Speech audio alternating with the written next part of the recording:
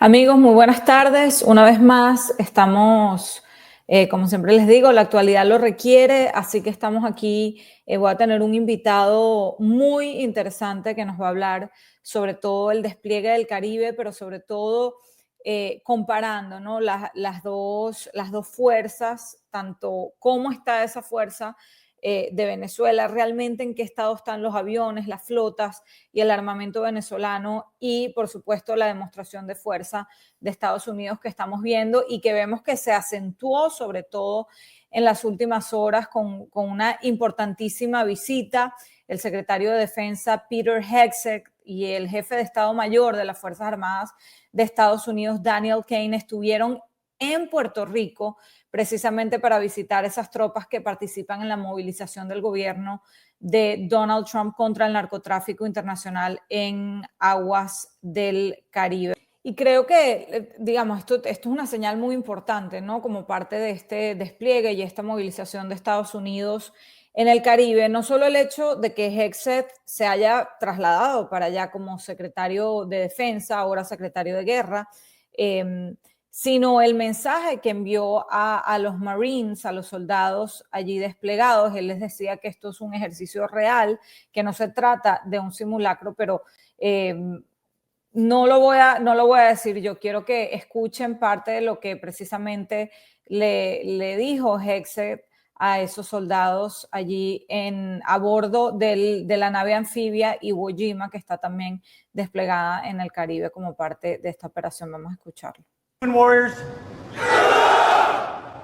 I think this might be the single most beautiful picture I have ever seen in my entire life. Looking out at these faces, looking out at this Caribbean, on a floating island of American power, on the front lines of defending the American homeland.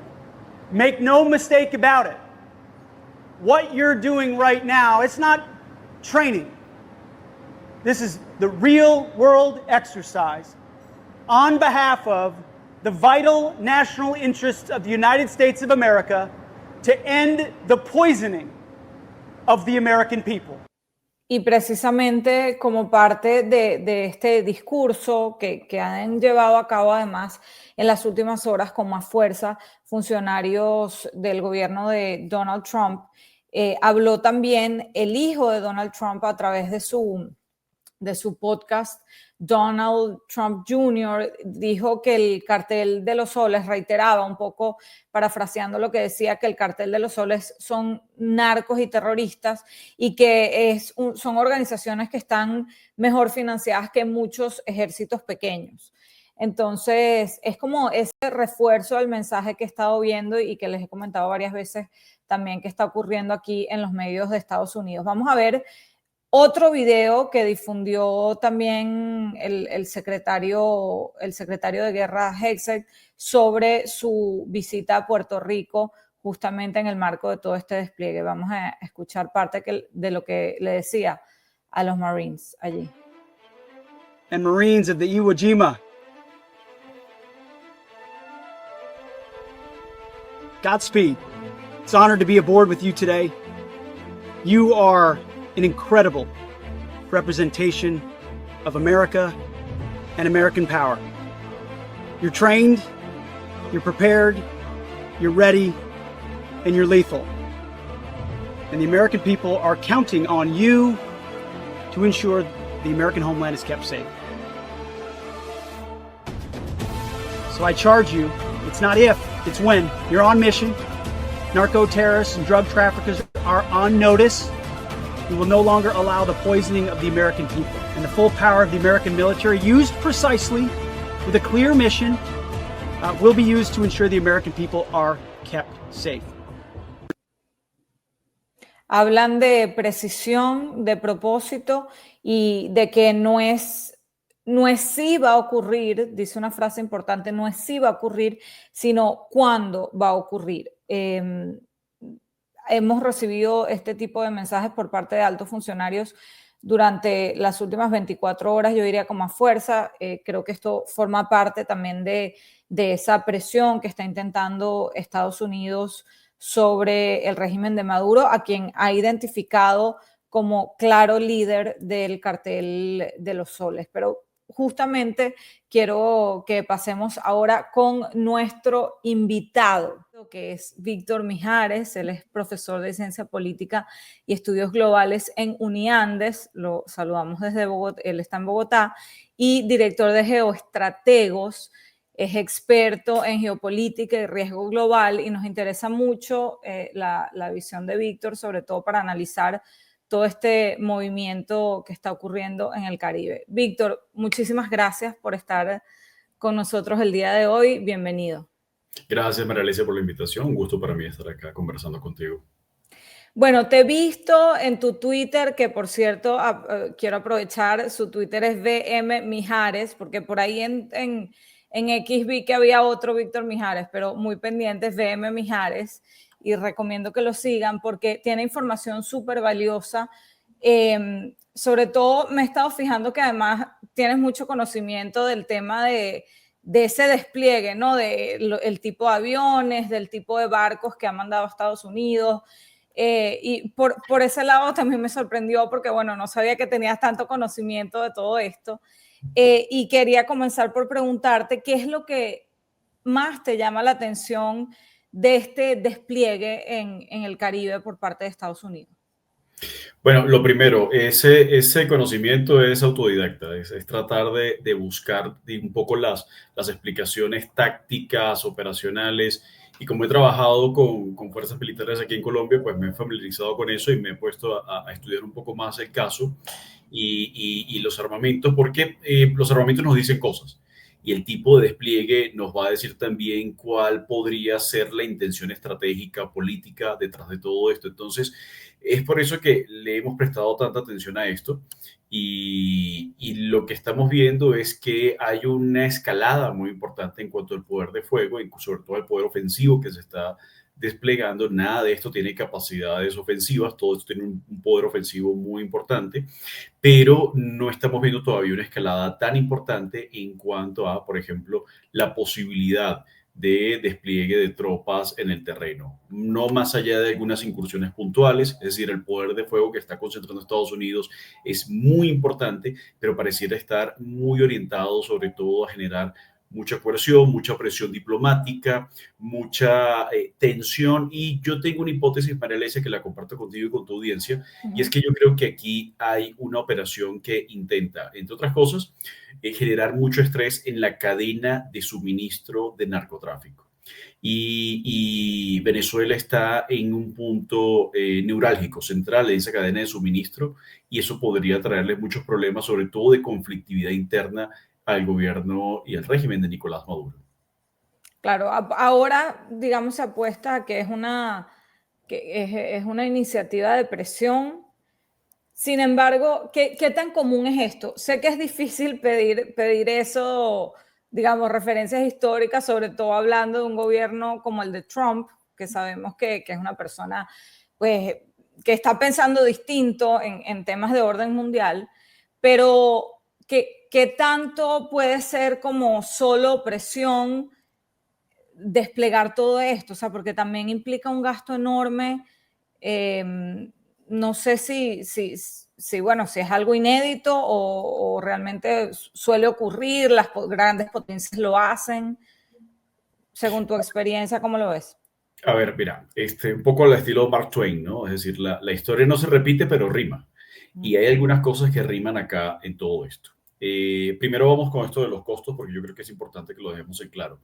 Porque muchas personas me han dicho, bueno, pero esta operación tiene mucho costo, entonces debería ocultar algo adicional, y no tiene tanto costo. Okay. ¿Y por qué digo que no tiene tanto costo? Porque esto ya está presupuestado. Es decir, Okay.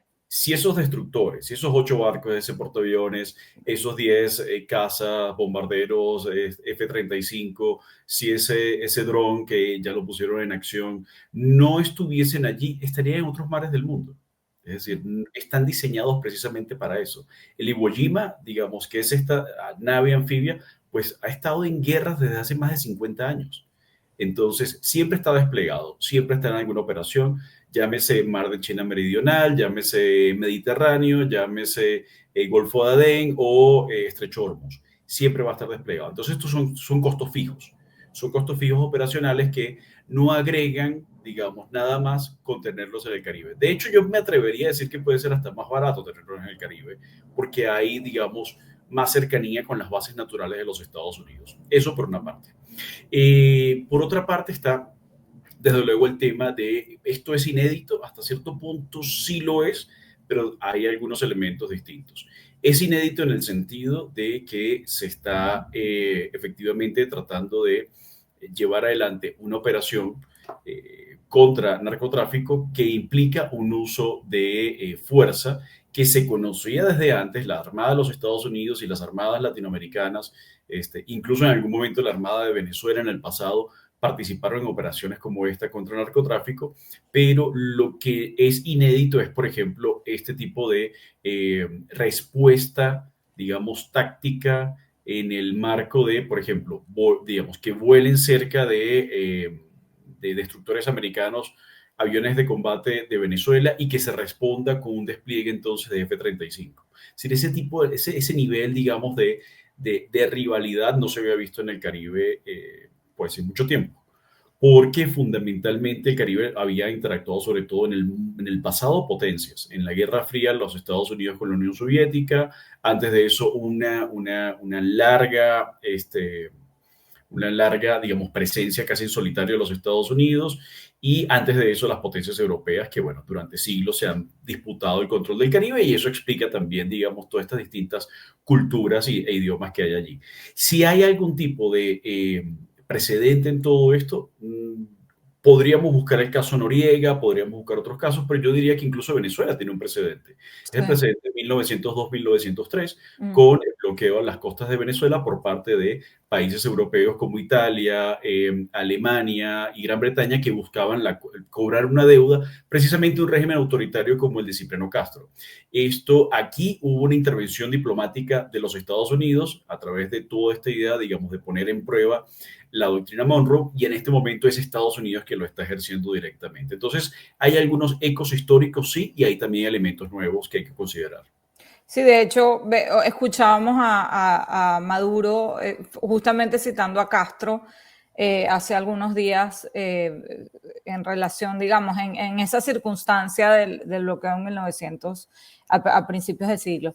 ¿Y qué te dice, Víctor, la visita? Porque yo creo que, digamos, con todo lo que comentas, no sé si ayer para ti fue una sorpresa la visita de Pete Hegseth, el ahora secretario de Guerra de Trump, en su llegada a Puerto Rico, ese discurso y ese video que se vio hablándole a las tropas, donde les dice que esto no es un ejercicio, que estén preparados, que, digamos, la presencia de alguien así también como escala de alguna manera la amenaza, si es que es una amenaza o no, más allá del secretario de Estado, ¿no? De Rubio, que es como más cercano a su discurso, pero ya ver a Hegseth, que es como era de esa ala mucho más aislacionista, más radical MAGA, verlo en este mismo discurso y a otros funcionarios, altos funcionarios del gobierno de Trump, ¿cómo ves esa visita? ¿Cómo la interpretaste? No, me parece, digamos, muy llamativa, me parece una visita que sí marca terreno, sí marca, digamos, es un hito muy importante, sobre todo que se reúne con la tripulación del Iwo Jima, que es el buque de los que está, digamos, el más emblemático, el históricamente más importante y además el que tendría, digamos, mayor proyección de poder en esta zona. Y adicionalmente, por lo que tú dices, sus palabras son bastante claras en cuanto a quieren generar un cambio en cuanto a las conductas y en cuanto a la propia geopolítica de la región. Quieren proyectar poder. Y allí ya te mencioné una hipótesis que tengo con respecto a cuál puede ser el objetivo, digamos, táctico de esta operación, que yo insisto en que puede ser crear estrés, generar estrés en las cadenas de suministro de la cocaína particularmente, y por eso estamos viendo tanta movilización militar, podríamos estar viendo por eso tanta movilización militar por parte de Venezuela hacia precisamente los cuellos de botella del narcotráfico, porque precisamente si no sale de Venezuela, ¿qué va a pasar con esa cocaína? Va a perder Venezuela su posición geopolítica importante en el mercado de narcotráfico. Eso va a traer digamos, conflictos internos entre los distintos actores que hacen parte de esa cadena de suministro. Pero también hay una hipótesis más estratégica que estoy, digamos, empezando a manejar. Y es aquella según la cual los Estados Unidos volvería al Caribe. Estados Unidos María Alesia, desde el año 2001 los Estados Unidos se orientaron sobre todo geopolítica y geoestratégicamente hablando a Eurasia. Sí. Medio Oriente, Asia Central, Afganistán, 20 años en Afganistán para no lograr prácticamente nada, mejor dicho nada. Intervenciones en Irak que dejaron a Irak más cercano a Irán que a cualquier otro país del mundo, o intervenciones un poquito con algún temor en el caso de Libia, que dejaron a Libia convertida en un estado fallido. Mientras hacía todo eso, la marea rosa, digamos, crecía y se desarrollaba en América Latina. Tu área de influencia inmediata la dejaste precisamente en manos de un montón de fuerzas que ahora pareciera que Estados Unidos está reconociendo que ha perdido el tiempo, que ha perdido buena parte del siglo XXI al no tomar en serio las amenazas que se estaban generando en su área de influencia natural, que es América Latina, mientras que las otras potencias sí estaban trabajando en sus áreas de influencia natural. Vemos el caso de Rusia en Georgia o en Ucrania, por mencionar, digamos, casos emblemáticos, o el caso de China, digamos, cada vez más agresiva frente a Taiwán, y Estados Unidos, digamos, jugando en otros espacios. Por supuesto, porque tiene la capacidad de hacerlo, pero sin desplegar fuerza suficiente en su propia área. Entonces yo creo que esto puede ser, no estoy diciendo que vaya a ser exactamente así, pero puede ser un primer llamado de que los Estados Unidos está empezando a tomar en serio su lugar como una potencia en el hemisferio occidental y una potencia en el Caribe, porque lo es. Tiene una presencia histórica en el Caribe, tiene bases geográficas en el Caribe y tiene, por supuesto, también intereses en el Caribe. Claro, y justo ayer salía con respecto a lo que mencionas, salía un reportaje en Fox, que bueno, sabemos lo cercano que está a la administración y las cosas que le pueden filtrar, es justamente un reportaje que creo que no es casualidad, donde mencionaba justo esos vínculos del cartel de los soles y de Venezuela con Hezbollah e Irán. Entonces, como, digamos, destacando por qué también Venezuela y el Caribe y el cartel de los soles sería estratégico para Estados Unidos, más allá de la cercanía, ¿no? Quería preguntarte también, mencionaste cuando hablaste al principio del tema un poco histórico, pero ¿cómo está cómo está el armamento, la flota y las condiciones para combatir de Venezuela? Yo leí aquí un tuit de un usuario que se llama Arrecho, que muchos conocen porque él hace seguimiento de los aviones, etcétera, todo lo que sale, y él dice, debido al estado actual de la flota e inventario de artillería de la aviación militar bolivariano, esta se ve en la penosa necesidad de publicar en sus redes sociales fotos de hace más de 10 años, como si fuesen recientes. Entonces salen varias fotos de las Fuerzas Armadas bolivarianas publicando aviones viejos, etcétera. No sé si coincides con él, ¿cómo crees que está esa flota y cómo, en comparación con lo que está demostrando, al menos en esa demostración de fuerza que está enseñando Estados Unidos? Bien, vamos por parte. Primero, tenemos que tomar en cuenta que del poder, digamos, naval de Venezuela, al parecer, y lo que, digamos, la investigación que he hecho con fuentes abiertas, no tengo ningún tipo de informante interno en las fuerzas militares venezolanas, pero en fuentes abiertas lo que nos aparece es que podría haber solamente un submarino que esté en capacidad de navegar y quizás no hacia aguas azules, no de forma tan profunda en el Caribe, tomando en cuenta también, Marilisa, que el Caribe venezolano es enorme, es decir, el área que debe abarcar es un área de más de 400.000 kilómetros cuadrados. Entonces Sí. estamos hablando de una cosa que es, pues, territorio que cabe tranquilamente a España allí, ¿no? Wow. Entonces, eso lo primero. Lo segundo, eso en materia, digamos, de submarinos. En materia de fragatas, no hay información clara acerca de cuáles podrían estar en funcionamiento, pero tampoco ha habido ningún tipo de despliegue público de esto, que siempre ha sido como, digamos, las fragatas tipo Lupo venezolanas siempre habían sido como históricamente esa punta de lanza para ejercer soberanía en el Caribe y un poquito más allá, porque obviamente también está la fachada atlántica en la disputa con Guyana, ¿no? Por el Esequibo y la plataforma continental del Esequibo. Esas fragatas tampoco están apareciendo y no hay tampoco acuerdos de mejora de esas fragatas. Desde hace muchos años no se le hace mantenimiento y adicionalmente tampoco se le hace mantenimiento de la artillería. Pasando a poder aéreo, pues se esperaría que, digamos, los F-16, que son aviones que tienen más de cerca de unos 45 años, ¿verdad? Son aviones de combate que todavía son muy importantes, todavía los usan en el mundo. De hecho, Zelensky, digamos, hizo toda una campaña para que les transfirieran F-16. Argentina acaba de adquirir F-16 por parte de Dinamarca, por ejemplo. Sigue siendo un avión de combate formidable, si me preguntas, de mis favoritos. Pero el tema aquí en particular es, no han recibido ningún tipo de mantenimiento. Esto sí lo digo como parte, digamos, de una conversación que tuve en algún momento con un oficial de la Fuerza Aérea de los Estados Unidos que estuvo de visita aquí en Colombia y estuvo en nuestra universidad. Estuvimos hablando un poco sobre el tema de los F-16 venezolanos y me decía, es un verdadero milagro que sigan volando. Y, Wow. y los mantienen volando porque han canibalizado otros F-16, es decir, lo que hacen es usar como partes de otros F-16 y él lo veía como, digamos, algo digamos, admirable que todavía tuviesen esa capacidad y efectivamente están allí. Ahora, ¿cuántos pueden realmente volar? Se estima que alrededor de unos 8, digamos, F-16 podrían estar más o menos en condiciones de volar, pero no necesariamente todos, digamos, con toda la artillería, con todas sus capacidades, digamos, a punto.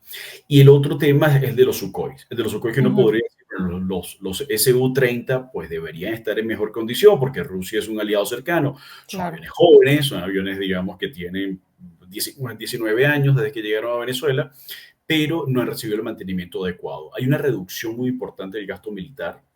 Parece, parece digamos, un poco Sí, irónico, contradictorio, ¿no? Sí. contradictorio, sabiendo que efectivamente los militares han jugado un papel muy importante en el control del régimen en Venezuela, pero eso se ha orientado sobre todo a medidas y capacidades represivas, pero no necesariamente en capacidades militares y de defensa, digamos, de armamento pesado.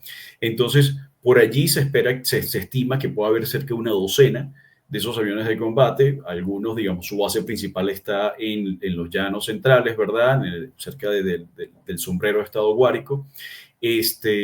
Unas instalaciones, digamos, que tienen toda la vida allí y que tienen además, digamos, pistas y tienen formas de resguardar resguardar parcialmente esos aviones de combate en sótanos, porque la pista luego se hace subterránea, pero no tendrían, tampoco han hecho grande despliegue de eso. Por supuesto, están tratando Ahora, de preservarlos, que son los que estarían en mejores condiciones de combate, pero el poder militar venezolano está bien, bien disminuido. ahora no han hecho despliegue a tu juicio porque no se están creyendo lo suficiente esta amenaza o porque simplemente no tienen, no tienen con qué. No, se cree en la amenaza, sí se cree digamos, digamos, yo les creo cuando dicen que no se están tomando a la ligera esto. Esto es una amenaza seria. No sabemos, digamos, hasta qué alcance va a tener, no sabemos cuáles son Claro. los objetivos concretos, pero el gobierno chavista, el régimen chavista, sobre todo tres cabezas visibles, Maduro, Diosdado y Padrino, lo han Sí. dicho en más de una ocasión, se lo están tomando muy en serio, saben que esto es una amenaza muy seria y saben que además esta amenaza va a generar estrés dentro de su propia coalición y es por eso que pues vimos ayer a Diosdado con esta gorra digamos, para tratar de disuadir a los traidores y a los que duden, etcétera, etcétera, porque Sí. se lo toma muy en serio. Si no hay un despliegue es porque realmente las capacidades están muy disminuidas, porque sería el momento de grandes despliegues y de grandes militarizaciones y de desfiles y de demostraciones de poder, pero ese poder militar ya no existe. Y Estados Unidos obviamente está consciente de eso. Sí, Eh, Estados Unidos tiene, digamos, toda la inteligencia militar, la DIA, ¿verdad? La Defense Intelligence Agency, tiene muy bien monitoreado todo esto, lo tiene muy mapeado. Sabe que hay algunas capacidades de poder antiaéreo, eso sí es cierto, con los S-300 y con los Buk, ¿verdad? Que son misiles tierra-aire de origen ruso que tienen unas capacidades muy, muy destacables en cuanto a intercepción antiaérea y adicionalmente con los radares tridimensionales que fueron aportados por China. Entonces, no quieren tomarse esto a la ligera, digamos, cualquier tipo de aproximación. Necesitan además, digamos, el rule of engagement, ¿no? Es decir, cuáles son las reglas para entrar en combate y los Estados Unidos quiere seguir, digamos, eso paso a paso. Hay una capacidad antiaérea importante que no debemos despreciar en el caso venezolano para proteger el territorio, la masa terrestre, la masa continental, pero siento que hay suficiente evidencia como para decir que no están ejerciendo soberanía en el mar territorial y mucho menos en la zona económica exclusiva. Claro. Y bueno, justamente veíamos a Marshall Billingsley, quien fue funcionario del primer gobierno de Trump. O sea, si lo saben ellos, no solo lo saben, sino están súper infiltradas, tienen gente infiltrada allí porque a las pocas horas de que el F-16 sobrevolara el barco de Estados Unidos, ellos pudieron publicar quiénes eran con nombre y apellido: Cruz Alfredo Esteves Silva, de 44 años, Alfredo Tancela Rangel, de 55, fueron los dos pilotos que sobrevolaron. O sea, no solo, digamos, por esa inteligencia, sino creemos que están infiltrados, ¿no? Quería preguntarte, y ahorita mencionabas algo de eso, desde el punto de vista del derecho internacional, ¿cómo es ese territorio de ese despliegue? Porque te escuchaba explicar también en otra conversación que eso de aguas internacionales no existe. Y Sí, nosotros sí, no somos en el expertos Caribe. en el tema. Bueno, no en el Caribe, exactamente. Entonces, Sí, sí. si nos puedes explicar para quienes no somos expertos en el tema y quienes nos escuchan, ¿cómo funciona eso? ¿De dónde se ocurrió aquí? Porque se habló mucho de las aguas internacionales, de si explotaron el barco en una soberanía, en aguas de Venezuela o fuera, qué significaba esto, si esto implicaba un crimen, etcétera. Entonces, explícanos para domis, como decimos. Vale, perfecto. No, no, mire, es muy sencillo, solo que hay que, digamos, tomar en cuenta lo siguiente. El Caribe es un mar que tiene y que junta más de 30 soberanías. ¿De acuerdo? Eso es lo primero. Entonces, es un spaghetti bowl, ¿no? Están todas las soberanías ahí regadas. Hay un montón de disputas, ¿verdad? Territoriales, problemas no resueltos: Venezuela-Guyana, Venezuela-Colombia, Colombia-Jamaica, Colombia-Nicaragua, Nicaragua-Jamaica, Nicaragua-Honduras. Es decir, empezamos a ver Sí. todo esto, ¿verdad?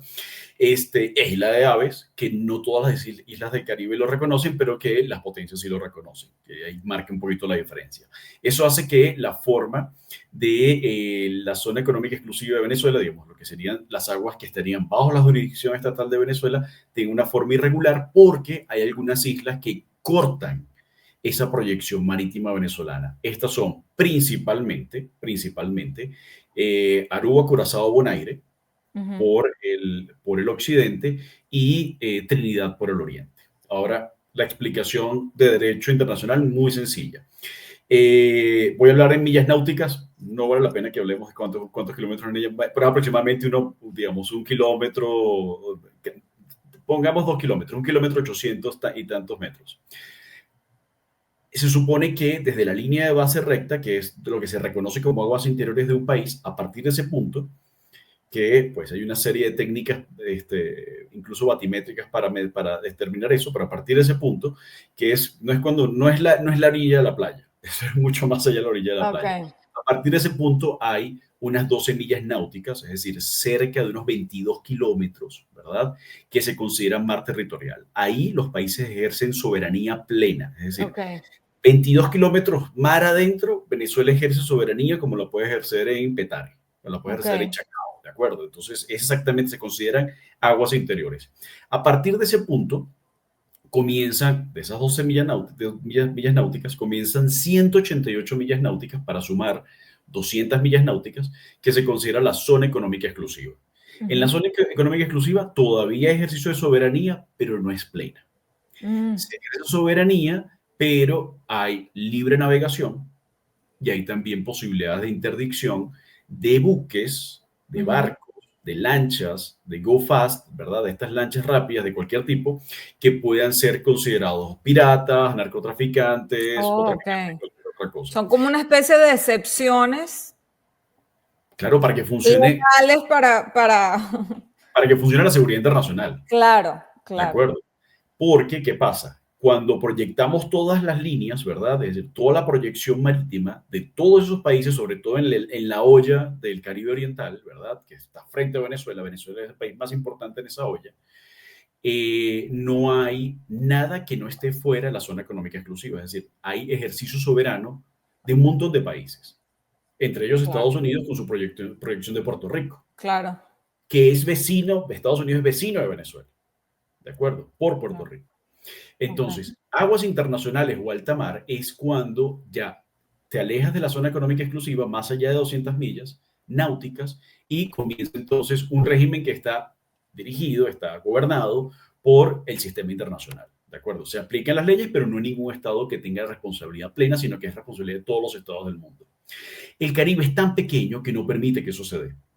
Por lo Mm. tanto, no hay agua, estrictamente no hay aguas internacionales. Ok. Lo que viene siendo Estados Unidos es superando, sobre todo, un poco como a la sombra, ¿verdad? De esa proyección, detrás y en la proyección de las zonas económicas exclusivas de Aruba, Curazao, Bonaire, soberanía neerlandesa, aliados de los Estados Unidos, Sí. y Trinidad, que ha dicho, por supuesto, aquí ustedes pueden patrullar. Y eso hace que muchas veces el mar territorial venezolano quede muy cortito, ¿verdad? Porque está cortado literalmente por estas islas. Y allí son los espacios donde ha operado Estados Unidos. ¿Puede operar en la zona económica exclusiva? Sí. ¿Puede hacer interdicción e incluso entrar en combate, digamos, destruir lanchas bajo ciertas reglas? ¿De acuerdo? Ok. Puede hacer interdicción, ¿por qué? Porque si estos barcos no tienen ninguna bandera, son barcos, digamos, Pirata. narcotraficantes, son Claro. piratas, no tienen ninguna bandera, entonces no hay que pedir permiso al país. Si tuviesen bandera de Venezuela y estuviesen registrados bajo Venezuela, habría que, digamos, contactar a Venezuela y cooperar en ese sentido. Pero en este caso se le podría hacer algún tipo de advertencia, hay una serie de reglas de advertencia, ¿verdad? Para poder activar entonces, ahí sí, el uso de la fuerza. ¿Qué Ok. se dice? Y las hipótesis y las versiones están encontradas. Algunos dicen que no hubo advertencia suficiente, otros dicen que los Estados Unidos dicen que sí hubo advertencia suficiente, y ahí es donde está el dilema. Si no hay advertencia suficiente y se usó la fuerza, claramente hay una violación del derecho internacional. Y aquí entra entonces ya el elemento estratégico político. ¿Qué dice Marco Rubio? No nos interesa. Claro, Hemos porque ellos se armaron construido. legalmente para decir estamos atacando a los carteles de droga y a terroristas. Y es una guerra, digamos, bajo ese marco legal es que están actuando. Es más el marco legal de la guerra contra el terror de Exacto. Bush Jr., ¿verdad? Pero aplicado ahora no al terrorismo islámico, sino al narcoterrorismo latinoamericano. Claro. Víctor, no puedo dejar de comentar antes de cerrar esta conversación, ya que estás en Colombia y sé que sigues mucho la actualidad. El último tuit, bueno, no el último, porque veo que has seguido tuiteando, trino, como llaman en Colombia, del presidente Petro, que me llama mucho la atención porque él, Petro ha ido para atrás y para adelante, pero 18 meses detenido lleva Enrique Márquez y con él decenas de colombianos en cárceles venezolanas. Ojo, no se podrá defender Venezuela de la injusticia si la injusticia se ejerce, se ejerce desde el poder. La hora de la defensa de Venezuela, que implica la unión de su pueblo, ha llegado. Un pueblo dividido es fácil de invadir. Hora del diálogo, reconciliación y la unión de Venezuela. ¿Cómo interpretas este trino del presidente Petro? Pues es siempre muy difícil interpretar a Petro, porque además Sí, él tuitea en la madrugada, aquí, por lo que estoy leyendo, pues veo muy pocos errores tipográficos, sí, entonces hay algunos, le faltan algunas tildes por ahí, pero sí. digamos, muy pocos en Bueno, comparación. este fue a las 4:30 de la mañana, o sea, porque 5:32 es mi hora, pero Ah, fue ok, a las Entonces fue a las 4 Efectivamente, en la madrugada, seguramente de colombiana. Bogotá. Exacto. Entonces, pero sí, hay una relación muy compleja entre Bogotá y Caracas. Y la izquierda colombiana tiene muchos, ¿cómo decirlo? Como muchos elementos, digamos, contradictorios en su relación un poco de amor con la izquierda venezolana y con el chavismo, pero también sabe que es un problema, digamos, reputacional Claro. apoyar al chavismo. Entonces lo que estamos viendo constantemente es este poco idas y vueltas. Eso fue muy evidente, por ejemplo, luego del 28 de julio del Sí, 2024. Es decir, hasta un momento parecía que Petro estaba a punto de efectivamente confrontar diplomáticamente a Maduro, pero digamos muy rápidamente reculó y digamos dejó eso un poco un reconocimiento de facto, digamos, de sí. Maduro. Ahora parece que lo apoya y de pronto lanza este tipo de mensajes, es decir, trata un poco no sé si es para el público interno o si es para un mensaje, digamos, al gobierno venezolano de que hay que, digamos, solventar algunas injusticias que ellos consideran, sobre todo de cara a lo que ellos consideran que son líderes de izquierda que están apresados en Venezuela, porque eso sí le está generando muchísimo ruido a la izquierda latinoamericana, es precisamente que el gobierno de Maduro, el régimen de Maduro, esté tan enfrentado a liderazgos de izquierda que están teniendo, incluso, digamos, fundaciones como la Fundación Alemana, que Sí. es financiada por Die Linke, ¿verdad? Por el partido de la izquierda tradicional marxista, digamos, de pura sangre alemán, que estén siendo perseguidos, digamos, sus voceros, que haya habido, digamos, algunas detenciones. Entonces, allí hace parte un poco de todo ese proceso de, bueno, si quieres mi apoyo, necesito que algunas de esas fuerzas, digamos, queden en libertad, necesito que me reconozcas de algún modo, pero como te digo, estamos acá lanzando como Sí. estamos especulando porque, insisto, leer a Petro es complejo, es muy Sí. complejo. Y no sé si opinas que quizás también tendrá un poco de presión por parte de Estados Unidos, porque al final, No, a pesar de totalmente. que va en contra de su esencia todo esto que está ocurriendo y de sus principios, eh, Colombia es uno de los grandes aliados, por lo menos últimamente, con Petro menos, pero de Estados Unidos. Entonces, Sí, pero, él pero, sentirá cierta presión también, ¿no? Por ese lado. Sí, más allá, por ejemplo, más allá del gobierno Petro, la gran diferencia todavía, digamos, y muy marcada entre Colombia y Venezuela es que en Colombia, a diferencia de Venezuela, todavía hay una distinción entre gobierno y Estado. ¿De Ok, acuerdo? En Venezuela eso se perdió hace mucho tiempo. claro. Fue, digamos, de las primeras acciones y objetivos de Hugo Chávez fue precisamente fundirlo todo, ¿verdad? En una sola cosa. Y el Estado perdió entonces autonomía y quedó completamente a merced del gobierno. En el caso de Colombia todavía hay algunas diferencias y el Estado colombiano tiene compromisos. La economía colombiana también tiene compromisos. Colombia es un global partner de la OTAN, es un socio global de la OTAN y es el único socio global de la OTAN de América Latina y adicionalmente, aparte de ser tratado, ¿verdad? Es un aliado principal no OTAN de los Estados Unidos, o sea, son aliados militares, ¿de acuerdo? Mm, Y ahí hay una serie de compromisos y de dependencias en materia, digamos, tecnológica, de inteligencia estratégica, pero también comerciales, ¿de acuerdo? Y eso hace financieras. Y estamos en un momento muy crítico porque estamos, pues, a una semana de que se defina si Colombia va a recibir o no la certificación como aliado confiable contra las drogas por parte de los Estados Unidos. Eso implica millones de dólares, eso implica ayuda, eso implica cooperación. claro, Entonces, hay aquí un interés, por supuesto. Yo estoy ya convencido de que el corazón ideológico de Gustavo Petro está muy cerca del chavismo, claro. ¿verdad? Pero las presiones del Estado colombiano y los imperativos estratégicos del Estado colombiano van por otra vía y él siente esa presión. En Colombia, a diferencia de Venezuela, hay una sociedad civil que es mucho más fuerte, que tiene mayor capacidad de ejercer presión, porque no es un Estado, digamos, tan rentista como lo ha sido históricamente Venezuela. Y eso hace que, pues, distintos grupos económicos, las propias fuerzas militares de forma pero ejercen una presión sobre él y, por supuesto, los Estados Unidos también ejercen esa presión sobre él. Entonces está siempre un poco tratando, digamos, de navegar en esas aguas turbulentas en donde se consigue con, pues, Sí. con corrientes cruzadas en donde empieza como su botecito empieza un poco a girar porque hay una corriente que va por un lado y otra que va por el otro. Y Wow, él queda oye, atrapado en esas corrientes encontradas. eso que has dicho de que en una semana se renueva o se determina un montón de fondos de Estados Unidos, dependiendo de si Colombia es o no un estado que combate el narcotráfico, es clave. O sea, él debe Sí, estar presionado por esa, por esa, por esa totalmente. distinción, Está ¿no? totalmente presionado por eso. Él dice que no, pero claramente le importa, le afecta. Claro, Porque acá en Colombia estamos en año electoral. Es un largo claro, año electoral, pero ya es un año electoral. El pacto sí, histórico, que es digamos, la fuerza que encabeza Gustavo Petro, no está en la mejor situación, ¿verdad?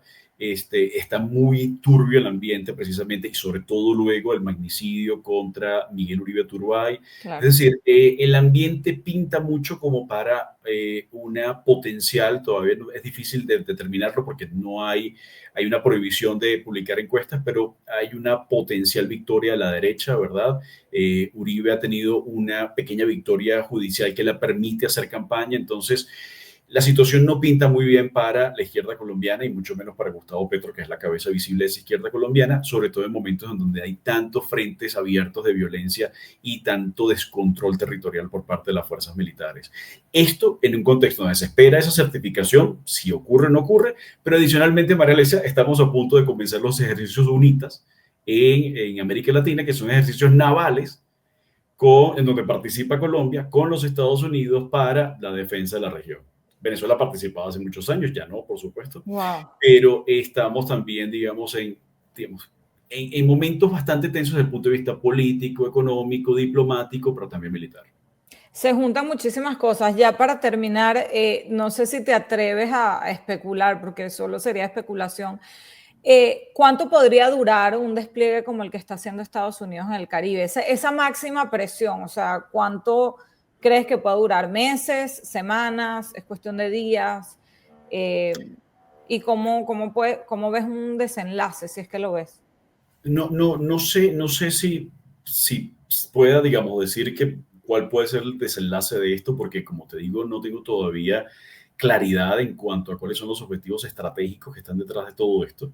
Yo creo que hay un objetivo estratégico que no es necesariamente derrocar a Maduro, sino generar la presión suficiente como para moldear ciertas conductas en el Caribe.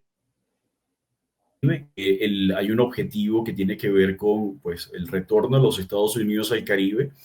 Y hay otra cosa, no creo que sea una cosa de corto plazo, entre otras cosas porque los tiempos en despliegues navales pues suelen ser un poco más demorados, pueden ser un poco más lentos, es decir, no hay un costo asociado a permanecer ahí durante algún tiempo, entonces podríamos estar viendo una campaña de semanas e incluso meses, no sé si Ok. pueda llegar a un año, con lo cual adicionalmente a eso tendríamos que ver, yo estaría esperando que haya más uso de fuego, digamos, de poder de fuego en la zona, porque todo este despliegue ya ha tomado vuelo en los medios de comunicación de los Estados Unidos, se ha convertido en parte del discurso del presidente Trump, razón por la cual retirarse ahora podría ser muy perjudicial para sus propios mensajes políticos.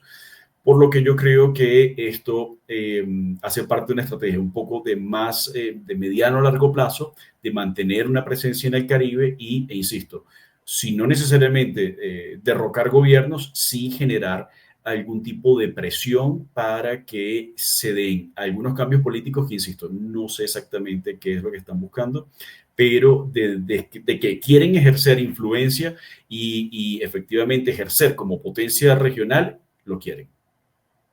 Muchas gracias al profesor Víctor Mijares, @BM Mijares, pueden seguirlo. Recuerden que es profesor de Ciencia Política y Estudios Globales en la Universidad de los Andes, en Bogotá, y director de Geoestrategos y experto en geopolítica y riesgo global, como escucharon en esta clase magistral que nos dio hoy. Gracias, profe, 1.000.000 por ilustrarnos y por todas sus explicaciones siempre esclarecedoras. No, siempre un gusto. Muchísimas gracias. Igualmente. Muy interesante. Gracias amigos por acompañarnos en esta conversación. Seguimos muy pendientes de lo que pueda ocurrir en el Caribe. Les recuerdo esto, y como lo decía el profesor, esto la verdad es que es una operación en la que Estados Unidos ha insistido, es de combate al narcotráfico y a grupos terroristas como es el Cartel de los Soles, y puede tomar mucho tiempo. Entonces, seguimos muy pendientes dándole cobertura a todo lo que ocurra. La verdad es que en las últimas 24 horas pasaron tantas cosas que es difícil a veces hacer un resumen de todo lo que ocurre y los mensajes que envían tantos funcionarios, altos funcionarios del gobierno de Estados Unidos a través de sus cuentas de Twitter, a través de... Es impresionante, como les he contado en otras oportunidades, en las últimas 2 semanas, cómo el tema de Venezuela de repente está en los medios americanos, cosa que nunca ocurría aquí en Estados Unidos. Pero bueno, con esta entrevista los dejo por esta semana, a menos de que pase algo que la actualidad lo requiera, como siempre les digo. Recuerden suscribirse a mi canal de YouTube y nada, seguimos muy pendientes. Gracias por acompañarnos en esta entrevista. Hasta la próxima.